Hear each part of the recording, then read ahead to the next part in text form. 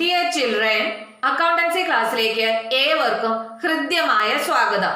ഇന്നത്തെ ക്ലാസ്സിൽ interest on capital അഥവാ മൂലധനത്തിന്റെ പലിശ കാൽക്കുലേറ്റ് ചെയ്യുന്ന വിവിധ കേസുകൾ ഡിസ്കസ് ചെയ്യാം.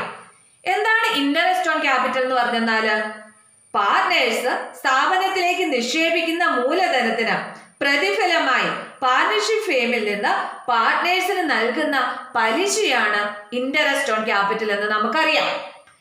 Provisions of the Indian partnership act 1932 പ്രകാരം പാർട്ട്നേഴ്സ് തമ്മിൽ വ്യക്തമായ ധാരണയോ സമ്മതമോ ഇല്ലെങ്കിൽ പാർട്ട്നേഴ്സിന്റെ ക്യാപിറ്റലിന് പലിശ അനുവദിക്കാറില്ല.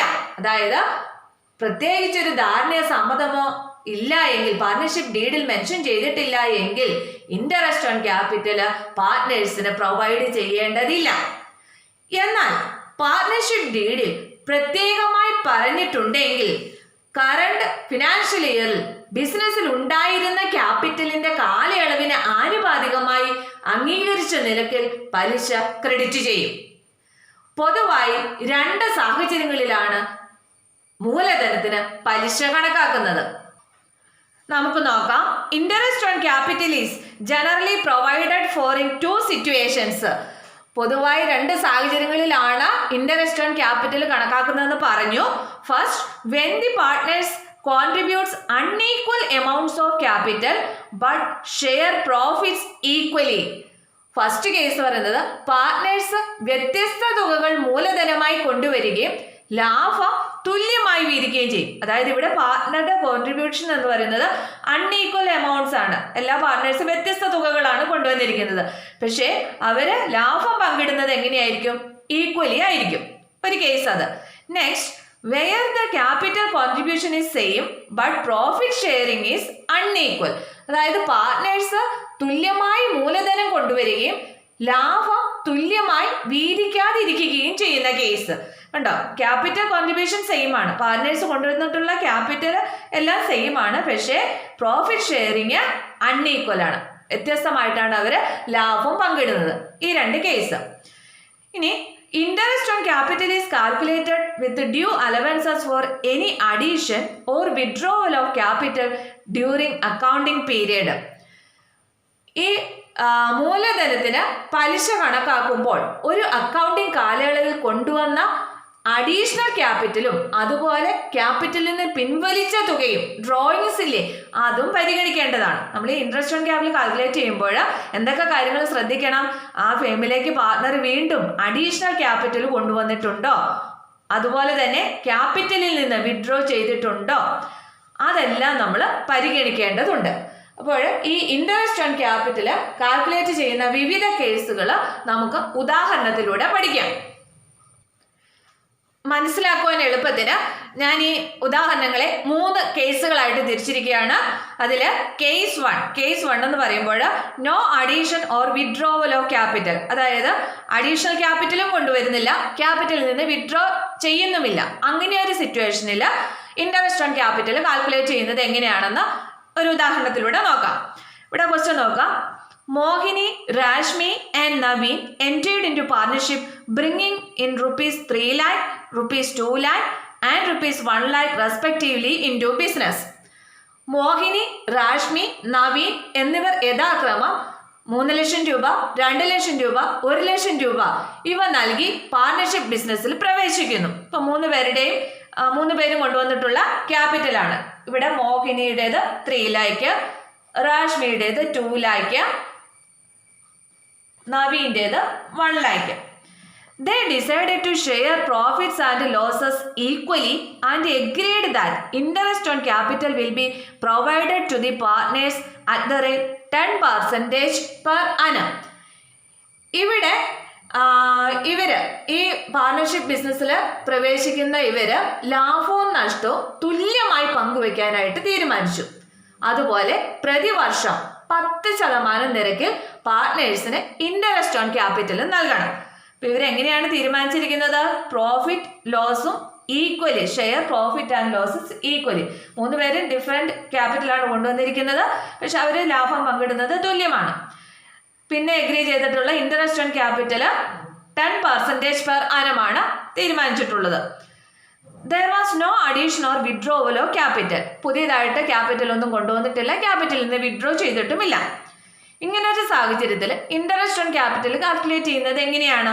സിമ്പിൾ ആണ്. എന്ത് ചെയ്താൽ മതി? അവർ കൊണ്ടുവന്നിട്ടുള്ള ക്യാപിറ്റൽ 3 പേരുടെയും തന്നിട്ടുള്ളല്ലോ, അതിൻ്റെ അവരുടെ പെർസെൻറ്റേജ്, ഇൻട്രസ്റ്റിൻ്റെ പെർസെൻറ്റേജ് തന്നിട്ടുണ്ട് 10%. 10% കാൽക്കുലേറ്റ് ചെയ്താൽ മതിയല്ലോ. അപ്പോൾ ഇവിടെ നോക്കിക്കേ, ഇൻട്രസ്റ്റ് ഓൺ ക്യാപിറ്റൽ ഇവിടെ മോഹിനി കൊണ്ടുവന്നിട്ടുള്ള 3 lakh ആണ്. അപ്പം മോഹിനിയുടെ ഇൻട്രസ്റ്റ് ഓൺ ക്യാപിറ്റൽ എന്ന് പറയുന്നത് എങ്ങനെയാണ് കാൽക്കുലേറ്റ് ചെയ്യുന്നത്? 3 lakhന്റെ 10% അല്ലേ. അപ്പോൾ ഇവിടെ 30,000 എന്നാണ്, അത് മാറ്റി 3 lakh എന്നാണ്. അപ്പോൾ 3 lakh × 10/100. അപ്പോൾ എത്രയാണ് മോഹിനിക്ക് പ്രൊവൈഡ് ചെയ്യേണ്ട ഇൻട്രസ്റ്റ് ഓൺ ക്യാപിറ്റൽ? 30,000 എന്ന് കിട്ടും. മോഹിനിക്ക് 30,000 രൂപയാണ് ഇൻട്രസ്റ്റ് ഓൺ ക്യാപിറ്റൽ ആയിട്ട് പ്രൊവൈഡ് ചെയ്യേണ്ടത്. അതുപോലെ രാഷ്മി എത്രയാണ് കൊണ്ടുവന്നിട്ടുള്ള ക്യാപിറ്റൽ? 2 lakh ആണ്. അപ്പോൾ 2 lakhന്റെ 10%. അപ്പോൾ 2 lakh × 10/100. അപ്പോൾ എത്ര വരും? 20,000. അപ്പം മോഹിനിക്ക് കൊടുക്കേണ്ട ഇൻട്രസ്റ്റ് ഓൺ ക്യാപിറ്റൽ എന്ന് പറയുന്നത് 20,000 ആണെന്ന് കിട്ടി. ഇനി അതുപോലെ മോഹിനി അല്ല, ഇവിടെ പറയുന്നത് രാഷ്മിയുടെ ആണ്, മാറിപ്പോയതാണ്. രാഷ്മിക്ക് 20,000 ആണ് ഇൻട്രസ്റ്റ് ഓൺ ക്യാപിറ്റൽ. രാഷ്മി കഴിഞ്ഞാൽ ഇനി ആരാ?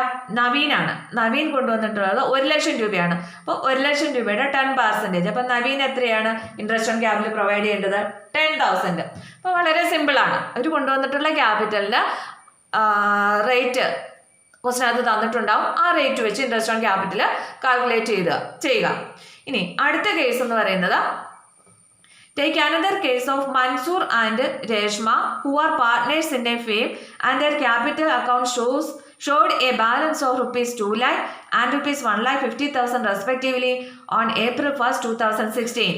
Mansoor introduced additional capital of rupees 1 lakh on August 1st, 2016 and Reshma brought in further capital of rupees 1,50,000 on October 1st, 2016. Interest is to be allowed at the rate 6% per annum on the capitals. അപ്പോൾ ഇതിൻ്റെ case ഏതാണ്? ഇവിടെ നോക്കിക്കേ, partners initial investment കൂടാതെ വീണ്ടും additional ക്യാപിറ്റലും കൂടി കൊണ്ടുവരുന്നുണ്ട്. അപ്പോൾ കേസ് 2 അഡീഷണൽ ക്യാപിറ്റലും കൂടിയുള്ള കേസ് എങ്ങനെ ചെയ്യാം എന്ന് നോക്കാം. ഇവിടെ മൻസൂർ, രേഷ്മ എന്നിവര് ഒരു സ്ഥാപനത്തിലെ പങ്കാളികളും അവരുടെ മൂലധനം 2016 ഏപ്രിൽ 1 യഥാക്രമം 2,00,000 രൂപയും 1,50,000 രൂപയുമാണ്. Mansoor introduced additional capital 2016 August 1 Mansoor എന്ത് ചെയ്തിട്ടുണ്ട്? അഡീഷണൽ ക്യാപിറ്റലായിട്ട് അധിക മൂലധനമായിട്ട് വീണ്ടും 1,00,000 രൂപ ഫേമിലേക്ക് കൊണ്ടുവന്നിട്ടുണ്ട്. അതുപോലെ രേഷ്മ വീണ്ടും ഫർദർ ക്യാപിറ്റൽ അല്ലെങ്കിൽ വീണ്ടും അഡീഷണൽ ക്യാപിറ്റലായിട്ട് ഒക്ടോബർ 1 1,50,000 രൂപയും കൊണ്ടുവന്നിട്ടുണ്ട്. Interest is to be allowed at the rate 6% per annum. അപ്പോൾ ഇവിടെ മൂലധനത്തിന് പ്രതിവർഷം 6% പലിശയാണ് അനുവദിക്കുന്നത്. അതെങ്ങനെയാണ് വർക്കൗട്ട് ചെയ്തിരിക്കുന്നതെന്നാണ് കാണിച്ചിരിക്കുന്നത്. അപ്പം നമുക്ക് ഇവിടെ എന്ത് ചെയ്യണം? ആദ്യം നമുക്ക് മൻസൂറിന് കൊടുക്കാനുള്ള ഇൻട്രസ്റ്റ് ഓൺ ക്യാപിറ്റൽ കണ്ടുപിടിക്കാം. അപ്പം മൻസൂറിന്റെ ഇനീഷ്യൽ ക്യാപിറ്റൽ എന്ന് പറയുന്നത് 2,00,000 രൂപ മൻസൂറിൻ്റെതാണ്. അപ്പം 2,00,000-ന് നമുക്ക് 1 വർഷത്തെ ഇൻട്രസ്റ്റ് ഓൺ ക്യാപിറ്റൽ കൊടുക്കണം. അതായത് അത് തുടക്കം മുതലുണ്ടല്ലോ. അപ്പം 2 lakh ഇവിടെ പെർസെൻറ്റേജ് വന്നിട്ടുണ്ട് 6/100. ഇനി അത് മാത്രമല്ലല്ലോ, മൻസൂർ എന്ത് ചെയ്തിട്ടുണ്ട്? അഡീഷണൽ ക്യാപിറ്റൽ കൊണ്ടുവന്നിട്ടുണ്ട്. അഡീഷണൽ ക്യാപിറ്റൽ മൻസൂർ എത്ര കൊണ്ടുവന്നിരിക്കുന്നത്? 1,00,000 രൂപയാണ്. കൊണ്ടുവന്ന ഡേറ്റ് ശ്രദ്ധിച്ച എന്നാണ്? ഓഗസ്റ്റ് 1 ഈ അഡീഷണൽ ക്യാപിറ്റൽ കൊണ്ടുവന്നിട്ടുള്ളത്. അപ്പോൾ ഈ കൊണ്ടുവന്നിട്ടുള്ള അഡീഷണൽ ക്യാപിറ്റലിന് എത്ര മാസത്തെ ഇൻട്രസ്റ്റ് ഓൺ ക്യാപിറ്റൽ പ്രൊവൈഡ് ചെയ്താൽ മതി? അത് ഈ കറണ്ട് ഫിനാൻഷ്യൽ ഇയറിൽ എത്ര മാസം അഡീഷണൽ ക്യാപിറ്റൽ യൂസ് ചെയ്തു അത്രയും മാസത്തെ പ്രൊവൈഡ് ചെയ്താൽ മതിയല്ലോ. അപ്പോൾ ഓഗസ്റ്റ് 1 അപ്പോൾ August, September, October, November, December, January, February, March 8 മന്താണ് ഈ അഡീഷണൽ ക്യാപിറ്റൽ ഫേമിൽ ഉണ്ടായിരുന്നത്.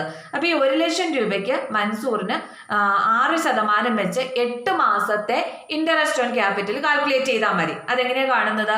1 lakh × 6/100 × 8/12 8 മന്തിലെ. അപ്പം അതായത് ഇവിടെ ഓഗസ്റ്റ് 1 തൊട്ടുള്ള, അപ്പം എത്ര മാസത്തെ ഇൻട്രസ്റ്റ് ഓൺ ക്യാപിറ്റൽ കൊടുത്താൽ മതി അഡീഷണൽ ക്യാപിറ്റലിന്?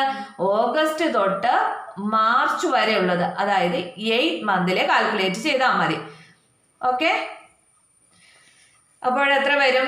ഇത് കാൽക്കുലേറ്റ് ചെയ്യുമ്പോൾ 12,000, ഇത് കാൽക്കുലേറ്റ് ചെയ്യുമ്പോൾ 4,000. അപ്പം മൻസൂറിന് പ്രൊവൈഡ് ചെയ്യാനുള്ള ഇൻട്രസ്റ്റ് ഓൺ ക്യാപിറ്റൽ എന്ന് പറഞ്ഞത് 16,000 എന്ന് കിട്ടും. ഇനി അതുപോലെ രേഷ്മയുടെ കണ്ടുപിടിക്കണം. ഇപ്പൊ രേഷ്മ ആദ്യം കൊണ്ടുവന്നിട്ടുള്ള ക്യാപിറ്റൽ, ഇനീഷ്യൽ ക്യാപിറ്റൽ, രേഷ്മയുടെ ഇനീഷ്യൽ ക്യാപിറ്റൽ 1,50,000 തന്നിട്ടുണ്ട്. അപ്പൊ ഈ 1,50,000 ഒരു ഇയറിലെ മുഴുവൻ ഇൻട്രസ്റ്റ് ഓൺ ക്യാപിറ്റലും പ്രൊവൈഡ് ചെയ്യണം. തുടക്കം മുതൽ ആ വർഷം അവസാനിക്കുന്നിടം വരെ ഉണ്ടായിരുന്നല്ലോ. അപ്പോൾ 1,50,000 ഇൻറ്റു പെർസെൻറ്റേജ് 6 ആണ്, 6/100 പ്ലസ്. ഇനി രേഷ്മയും ഫർദർ ക്യാപിറ്റൽ കൊണ്ടുവന്നിട്ടുണ്ട്. രേഷ്മ കൊണ്ടുവന്നിട്ടുള്ളത് എത്രയാണ്? 1,50,000 രൂപയാണ്. അത് കൊണ്ടുവന്ന ഡേറ്റ് എന്താന്ന് നോക്കിക്കേ, ഒക്ടോബർ 1-ാം തീയതിയാണ് കൊണ്ടുവന്നിട്ടുള്ളത്. അപ്പൊ ഒക്ടോബർ 1 എന്ന് പറയുമ്പോൾ രേഷ്മയുടെ അഡീഷണൽ ക്യാപിറ്റൽ ആ കറണ്ട് ഫിനാൻഷ്യൽ ഇയറിൽ എത്ര മാസം അവിടെ ഉണ്ടായിരുന്നു? October, November, December, January, February, March, 6 month അല്ലേ ഉള്ളൂ. അതായത് ഒക്ടോബർ തൊട്ട് മാർച്ച് വരെയാണ് അഡീഷണൽ ക്യാപിറ്റൽ, രേഷ്മയുടെ അഡീഷണൽ ക്യാപിറ്റൽ ഫേമിൽ ഉണ്ടായിരുന്നത്. അതായത് 6 മന്തിലെ. അപ്പോൾ ഈ 1,50,000 രൂപയ്ക്ക് 6% പലിശ വെച്ച് 6 മാസത്തെ ഇൻട്രസ്റ്റ് ആണ് കാൽക്കുലേറ്റ് ചെയ്യേണ്ടത്. എങ്ങനെയാണ് കാൽക്കുലേറ്റ് ചെയ്യേണ്ടത്? 1,50,000 ഇൻറ്റു 6/100 ഇൻറ്റു 6/12. 6 മന്തിലേക്കാണ് 6/12 ഇട്ടാൽ മതിയല്ലോ. അപ്പോൾ എത്ര കിട്ടുന്നത്? ഇത് കാൽക്കുലേറ്റ് ചെയ്യുമ്പോൾ 9,000ഉം ഇത് കാൽക്കുലേറ്റ് ചെയ്യുമ്പോൾ 4,500ഉം കിട്ടും. അപ്പൊ ടോട്ടൽ രേഷ്മയ്ക്ക് കൊടുക്കേണ്ടുന്ന ഇൻട്രസ്റ്റ് ഓൺ ക്യാപിറ്റൽ 13,500 കിട്ടും. ഇങ്ങനെയാണ് അഡീഷണൽ ക്യാപിറ്റൽ ഇൻട്രൊഡ്യൂസ് ചെയ്യുന്ന കേസിൽ ഇൻട്രസ്റ്റ് ഓൺ ക്യാപിറ്റൽ കാൽക്കുലേറ്റ് ചെയ്യേണ്ടത്.